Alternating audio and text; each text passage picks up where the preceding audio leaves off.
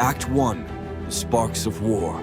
Year 3521. The solar system stands on the brink of a new age, or its total destruction. In the wake of centuries of unrest, 4 great powers rose to claim the stars. The core society, heirs to a broken empire, entrenched themselves on Venus, desperate to reclaim past glory. The Solar Republic, forged in rebellion, fortified Earth as their beacon of progress and freedom, or so they claimed. The Rim Dominion, hardened in exile beyond the frost line, prepared their engines of war from their bastion on Jupiter. The Obsidian tribes, once enslaved, now fierce warriors, surged from the asteroid belt, burning for vengeance. From the outset, the Obsidians seized initiative. Their forces swept across the belt with terrifying speed, executing a brilliant flanking maneuver, leaping straight to the Kuiper Belt. This daring move choked off Rim Dominion access to Saturn, their most viable expansion point. Trapped in place, the Rim recalibrated. They turned inward, not to conquer, but to accumulate. They built an economic powerhouse so vast that even the warlords of Jupiter trembled before its coin. But the solar system would not wait long before igniting. Act 2. Fire on the core. On Earth, the Solar Republic found itself bogged down in grueling campaigns. Unification of their own world was proving harder than expected. The core society took full advantage. With Mercury and Venus already under their sphere of influence, they launched a daring attack. An armada plunged from Venus toward Earth. The Republic scrambled. Their Mars offensive was aborted, fleets recalled to defend Earth. In the vacuum left behind, the core pounced again, seizing Mars, claiming territory after Martian territory for the old order. But while the core overextended militarily, the Republic adapted. They did not just fight, they built. Fortresses rose from Earth's surface, supply lines solidified, and resources stockpiled. The Solar Republic learned the lesson of the Rim. Then came retribution. From orbit, the Republic dropped their elite forces onto Mars in an iron rain. The Martian core forces were shattered. Cut off, isolated, and without hope of reinforcement, Mars was completely conquered by the Republic forces. The core army was annihilated. In response, the core gambled everything. They launched another iron rain, this time targeting Luna, the moon, symbol of humanity's origin.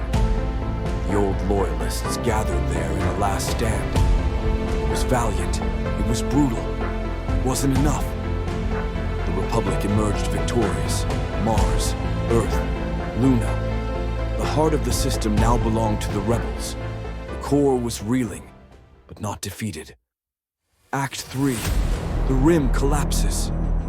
Beyond the inner planets, the Rim Dominion launched a final gambit. In a lightning-fast campaign, their fleet burst through Obsidian-controlled space, landing on Saturn. A moment of glory, territories fell in their name. For the first time, the Dominion seemed poised to contest the throne of power. But the Obsidians were not finished. A brutal counteroffensive followed. Obsidian warbands hunted down Rim fleets in Saturn's orbit. At the same time, a second Obsidian force struck Jupiter itself, surrounding the Dominion's capital. It was a pincer of pure vengeance. Trapped between Obsidian raiders and Saturnian insurgents, the Rim Dominion was caged, golden with wealth, but doomed to burn. Act 4. The Turning Point. As the core bled and the Rim burned, a desperate alliance was forged. The core society, now holding only fragments of their empire, struck a deal with their former enemies in the Rim. United by fear of the Republic's growing power, they set aside old grievances. Together, they would strike at the heart of the revolution. 2 fleets, core and Rim, set a course for the asteroid belt, a rendezvous point for a final joint assault on Earth. But the Republic was ready. Meeting the Allied fleets in open space, the Republic launched its full strength. In a cataclysmic battle that would be etched into legend, the last core armada was destroyed. Their mighty warlord, Aurelius, fell.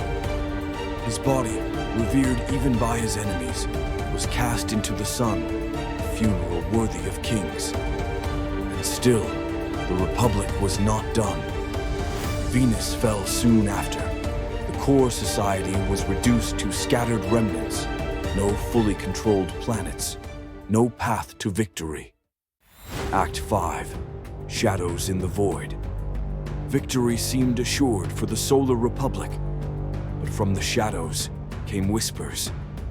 A new force stirred, one unseen, one forgotten. The Syndicate had returned. Terror spread like wildfire. On Mars, coordinated uprisings sabotaged Republic facilities. Supply lines were severed. Fear grew. In the asteroid belt, Syndicate agents infiltrated mining colonies. Factories fell under their control. Black markets flourished. What they lacked in numbers, they made up for in chaos. Then, the sky cracked. From deep space, a meteor, an ancient, drifting relic of death, slammed into the belt, annihilating Trojan, the ancestral home of the Obsidian clans. A cosmic accident, or something more. The Obsidians were devastated, their capital vaporized, their honor scarred. But Mars was cleansed. The Syndicate was purged, for now. And as the Republic took full control of Mars, its strength surged. With no internal conflict, its scientists turned toward advancement, its engineers toward prosperity. The Republic leapt forward in technology, in wealth, in dominance. Act 6. The Final War. As the Syndicate fell silent, a final gambit took shape.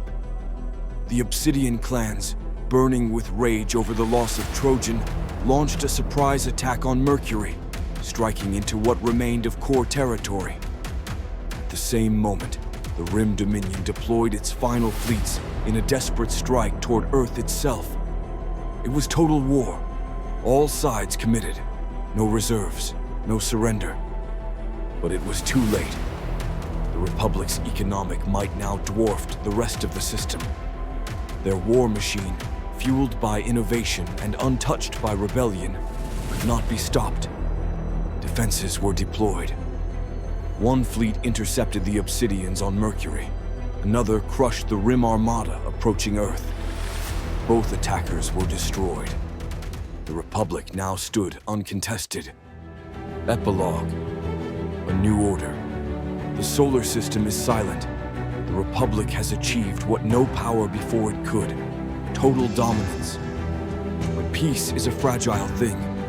The Rim and the Obsidians sit in uneasy truce, nursing their wounds. The core is shattered, its last hero sacrificed to the sun. The Syndicate lurks, quiet, too quiet. And above them all, the Republic watches, victorious, powerful, alone. But in Dominus,